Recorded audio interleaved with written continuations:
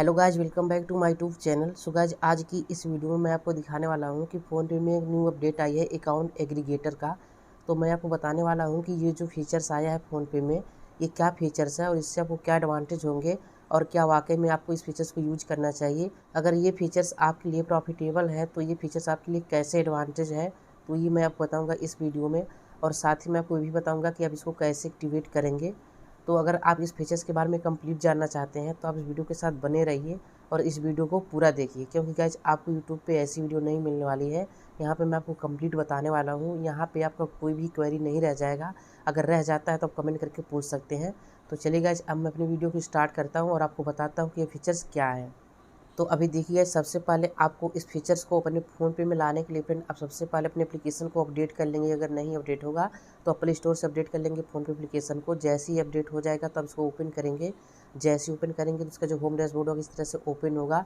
तो अभी यहाँ से गाइज आपको ये चेक करने के लिए जो अकाउंट एग्रीगेटर फीचर्स आपके फ़ोन पे में आया या नहीं आया है, उसके लिए आप प्रोफाइल वाले आइकन पे क्लिक करेंगे। जैसे आप प्रोफाइल वाले आइकन पे क्लिक करेंगे तो प्रोफाइल डैशबोर्ड ओपन हो जाएगा। तो अभी आप इस पेज को स्क्रॉल डाउन करते हुए नीचे ले जाएंगे और अब देखिए, जैसे आप यहाँ से स्क्रॉल डाउन करते हुए नीचे जाएंगे तो यहाँ से देखिए आपको ऑप्शन मिलेगा फ़ोन पे अकाउंट एग्रीगेटर का, और यहाँ पे लिखा हुआ है register link account and manage consents. तो अभी आप इस ऑप्शन पे क्लिक करेंगे। देखिए, जैसे आप क्लिक करेंगे तो अब आपके सामने अकाउंट एग्रीगेटर डैशबोर्ड यहाँ से ओपन हो जाएगा। तो अब चलिए सबसे पहले जान लेते हैं कि ये जो फीचर्स अकाउंट एग्रीगेटर ये है क्या। यहाँ पे गाइस मैं आपको अकाउंट एग्रीगेटर का मतलब बहुत ही सिंपल लैंग्वेज में समझाता हूँ। यहाँ पर देखिए, an account aggregator is RBI regulated entity. मतलब कि गाइस यहाँ पे ये जो खाता धारक एग्रीगेटर है, ये जो है आरबीआई द्वारा संचालित एक एंटिटी है, मतलब कि एक इकाई है, आप एक संस्था बोल सकते हो। तो चलिए गाइस, हम बताते हैं कि आपको इस अकाउंट एग्रीगेटर से क्या फ़ायदे होंगे। यहाँ पे देखिए, जो अकाउंट एग्रीगेटर होता है वो दो फाइनेंशियल लोगों के बीच में डाटा को शेयर करने का काम करता है। हालांकि ये आपके परमिशन के बिना नहीं होगा। जब तक आप नहीं परमिशन करेंगे तो आपका जो डाटा होगा वो किसी अदर फाइनेंशियल बैंक के पास नहीं शेयर हो पाएगी। यहाँ पर मैं आपको अकाउंट एग्रीगेटर के बारे में बहुत ही सिंपल एग्जांपल से समझाता हूँ, आपको बहुत ही इजीली समझ में आ जाएगा।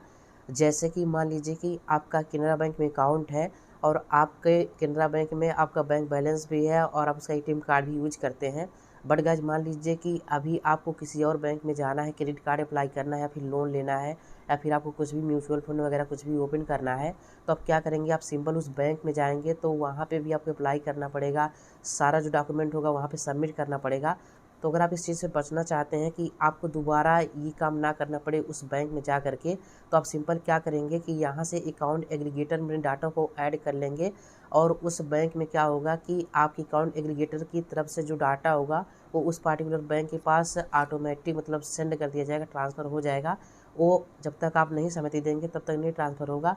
तो जैसे आप सहमति देंगे तो आपका जो भी डाटा होगा वो उस पार्टिकुलर बैंक के पास ट्रांसफ़र हो जाएगा और वो उस डॉक्यूमेंट के बिहाल पे आपका क्रेडिट कार्ड अप्लाई कर देगा, या फिर आपका जो भी अकाउंट ओपन करना होगा वो कर देगा, या फिर आपका जो भी म्यूचुअल फंड होगा वो यहाँ पे अपना ओपन कर देगा।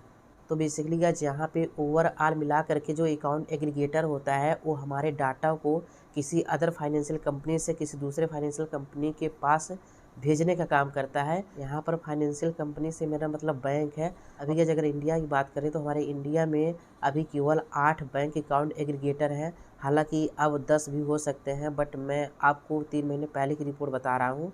जैसे कि स्टेट बैंक ऑफ इंडिया हो गया, आईडीएफसी बैंक हो गया, कोटक महिंद्रा बैंक हो गया, आईसीआईसीआई बैंक हो गया, एचडीएफसी बैंक हो गया। तो इस तरह से जो इंडिया के काफ़ी नामियर बैंक हैं वो यहाँ पे अकाउंट एग्रीगेटर बैंक हैं। तो बेसिकली गाइस, ये होता है अकाउंट एग्रीगेटर और ये होता है इसका काम कि आपको किसी और बैंक में अपने डॉक्यूमेंट को लेकर के ना जाना पड़े। अगर आपका अकाउंट एग्रीगेटर बना हुआ है तो आपका जो डॉक्यूमेंट होगा वो ऑटोमेटिक आपकी सहमति के बाद से वो जो डॉक्यूमेंट होगा उस पार्टिकुलर बैंक के पास ट्रांसफ़र हो जाएगा और वो उस डॉक्यूमेंट के बिहार पे आपको लोन अप्रूवल कर देगा, या फिर आपका क्रेडिट कार्ड आपके लिए अप्लाई कर देगा, या फिर अकाउंट ओपन कर देगा। और जैसे कि जब आप यहाँ नीचे देखिए लिखा हुआ है you can use aggregator account for, किस लिए आप यूज कर सकते हैं इसके लिए। देखिए, लोन अप्रूवल्स हो गया, बैंक स्टेटमेंट्स हो गया, क्रेडिट कार्ड एप्लीकेशंस हो गया, इन्वेस्टमेंट एडवाइजरी हो गया।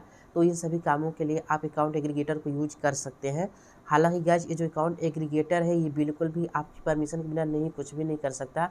और हाँ, जब तक इसको आप नहीं परमिशन देंगे तो ऐसा नहीं है कि ये आपके डाटा को किसी को भी ट्रांसफ़र करता फिरेगा। तो यहाँ पे जब तक आपकी नहीं सहमति होगी तो ये किसी को भी आपका जो भी डाटा होगा वो नहीं शेयर कर पाएगा। और आप यहाँ पे आप जो भी डाटा शेयर करेंगे उस डाटा पे आपका कंट्रोल होगा। ऐसा नहीं है कि आपने एक बार डाटा शेयर कर दिया तो आप उस डाटा को इरेज नहीं कर सकते, वो डाटा आपके कंट्रोल में रहेगा। मतलब कि इसका जो प्राइमरी कंट्रोलर होगा वो आप होंगे और जो होंगे वो अदर कंट्रोलर होंगे। मतलब कि मेन अथॉरिटी आपके पास रहेगी, उनके पास बस उसका एक डुप्लीकेट अथॉरिटी रहेगा। अगर आपको लगता है कि आपके डॉक्यूमेंट के साथ कुछ गलत हो रहा है तो आप वहाँ पर तुरंत उस डाटा को इरेज कर सकते हैं और वहाँ से अपने डाटा को डिलीट करके आप यहाँ से अपने आप को सुरक्षित प्रोटेक्शन कर सकते हैं। और यहाँ पर अकाउंट एग्रीगेटर को एक्टिवेट करने का एक बड़ा फ़ायदा ये है कि जैसे अगर आपका 5 बैंक में अकाउंट है और आपका किसी एक बैंक में केवाईसी कंप्लीट हो रखा है तो आपको अलग अलग 4 बैंकों में जाकर के केवाईसी नहीं कंप्लीट करानी पड़ेगी। आपका जिस बैंक में केवाईसी कंप्लीट है उसी बैंक से आपका जो डाटा होगा वो वहाँ पर ट्रांसफ़र हो जाएगा उस पार्टिकुलर बैंक में जिसमें आप करना चाहते हैं, और वहाँ से आपका जो भी ट्रांजेक्शन होगा कंप्लीट कर दिया जाएगा, जो भी काम होगा। मिला जुला करके जो अकाउंट एग्रीगेटर होता है वो हमारे डाटा का डिजिटली रूप से बैंक के पास ट्रांसफ़र करता है और हमारे काम को आसान बना देता है।